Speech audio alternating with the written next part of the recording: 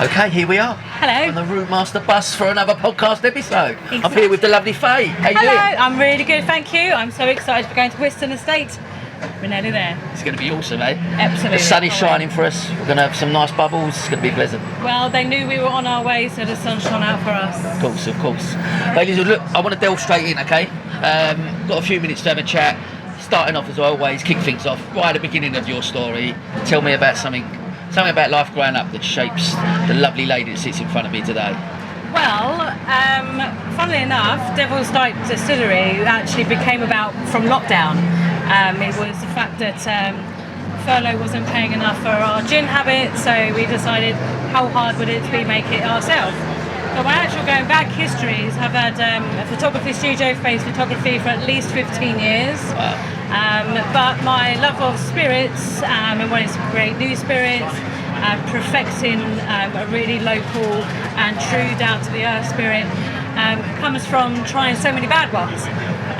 So when I was a younger person, I always remember going into my grandparents' cupboards, nicking a bit of Cinzano, nicking a bit of Frangelico, and as I grew up, we were always very boozy based in the family, so but it was very much those kind of supermarket shelf ones, which is why when lockdown happened and we were tired of drinking green bottle, you know what I mean, kind of gins, it was then when we decided we're going to make a really locally foraged, locally sourced spirit for ourselves, and that's how Devil's Dyke Distillery became what it is today. That's amazing.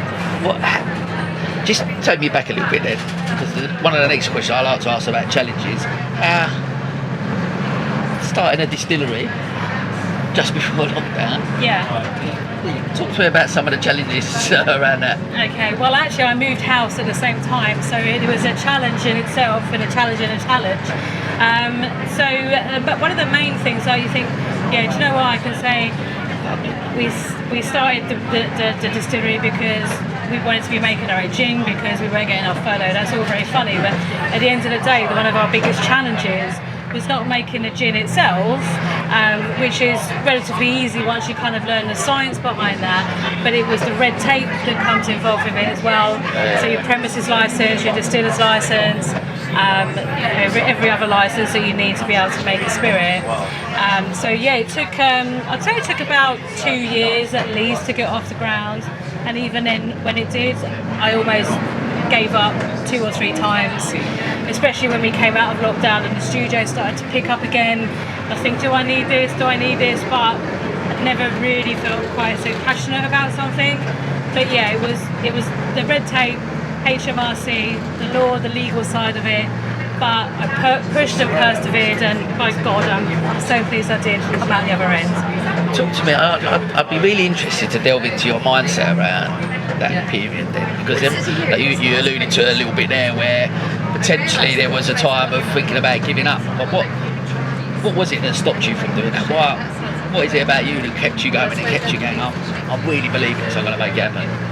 Well, having the studio for so long, I know that, we've gone through lockdown, we've gone through credit crunch, we've gone through a recession, the cost of living crisis for the studio, and I know that, while we've had such a successful studio for so long, it's ultimately the entrepreneurship of that that's kept us going. And when I've hit any hurdle through the distillery, it was always that I'm not going to give up, I'm not going to give in to it. I suppose there's always elements of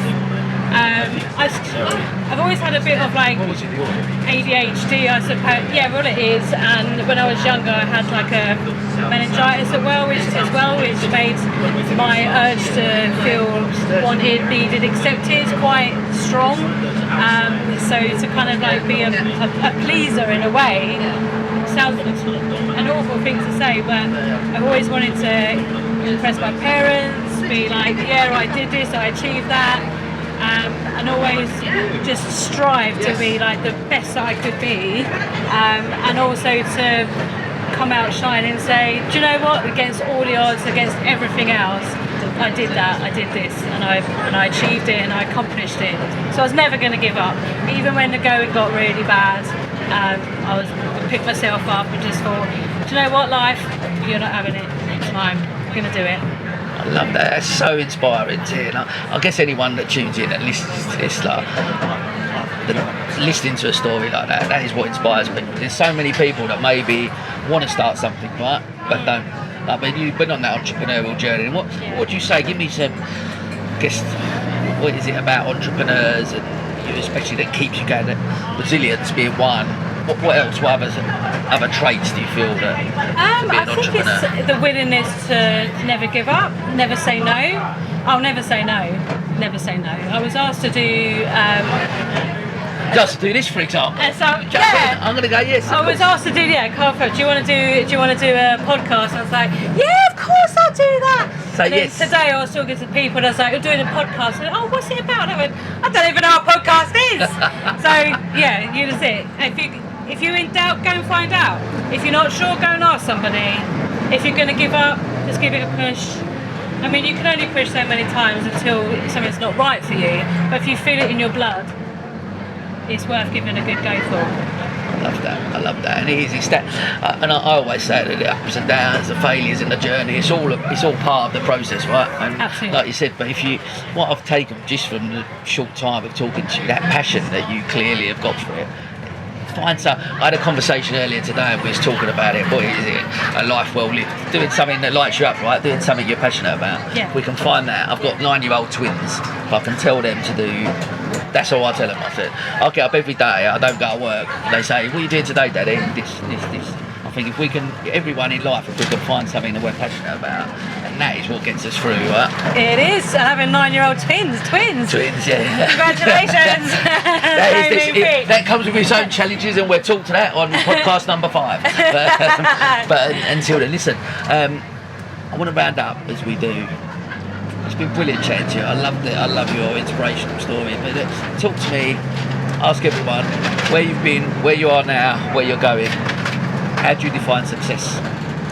Okay, so where we've been, literally the distillery had a lot of challenges to get set up. We persevered with it. I think a lot of that reason that we succeeded was due to the passion, the fact that we do always use local produce. We forage locally. We get all our products and everything locally. Then it's been sustainable since then. So we do a lot of gin tasting experiences at the studio. We do cocktail masterclasses at the studio. So the way that we've kind of grown is really through word of mouth, and also we've grown through lovely networking groups like Business Leaders Wine Club. Where would we be without them? And then going forwards, I would say, we've got to keep on with the classes that we do at the distillery, because we've got to keep getting the word out. But the cocktail masterclasses in particular and the gin tasting experience is a classic fun, because they bring together so many people. So we did one last month, and it was literally 15 people that didn't know each other. We made cocktails. We used local spirits from Devil's Dyke Gin. We used our botanicals were foraged from Urban Forage, so it's just up the road in Stanmore. Everything was really local, and by the end of that, we had 15 people that now know each other, and they're connected on LinkedIn and Facebook and Instagram. It's just a really fantastic position to be in, to bring a community spirit and bring the community together. That's what drives me. I love it so much. It's that when you have that moment, you sit there and you do it with those people and everyone gets on well. Is that what success is to you? Success to me would be waking up in the morning and being excited to get up in the morning and go to work. I've got my photography studio and the distillery that work 50-50 hand in hand.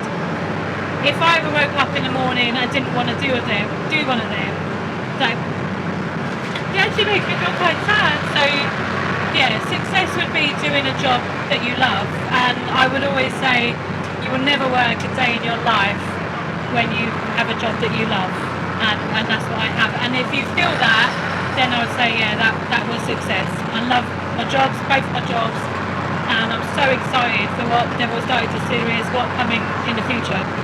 So am I. I'm going to come up and see you guys. I'd love to welcome you. Listen, We're going to finish. I've got these random cards. Pick a card. Oh right. Is it, Oh, do we put that one? Pick any card. So pick any card, but Pick I'm any going to push card, that one forward. I'm going to pick. You can pick any card. Right, go on that one. Okay. What are the failures you cherish the most?